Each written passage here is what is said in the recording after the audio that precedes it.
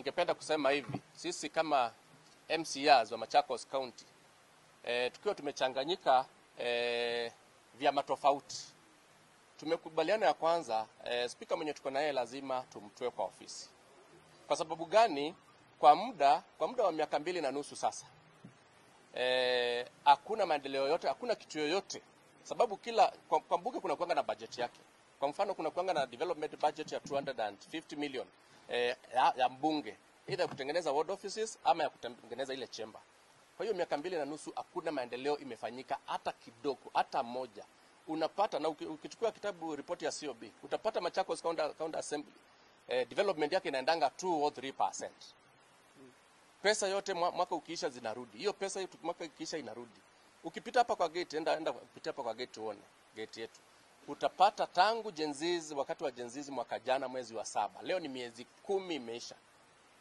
Hiyo gate haijatengenezwa. Watoto walichomwa, lakini miezi 10 uko na budget, uko na kila kitu, na alafu hiyo gate iko namna hiyo, hatuwezi kubali.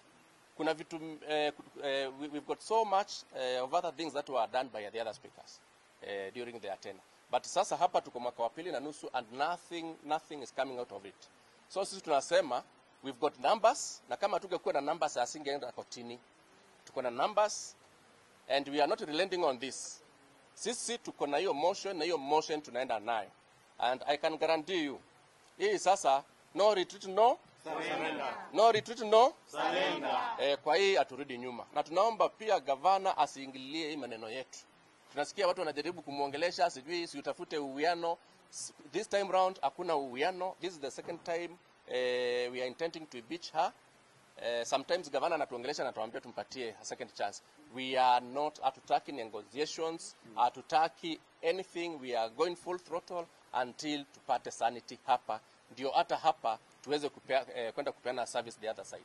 Otherwise hatuwezi kuwa tunafanya kazi hapa tunasema kule watu wafanyi, yet hapa kwetu kuna same na similar problems. No.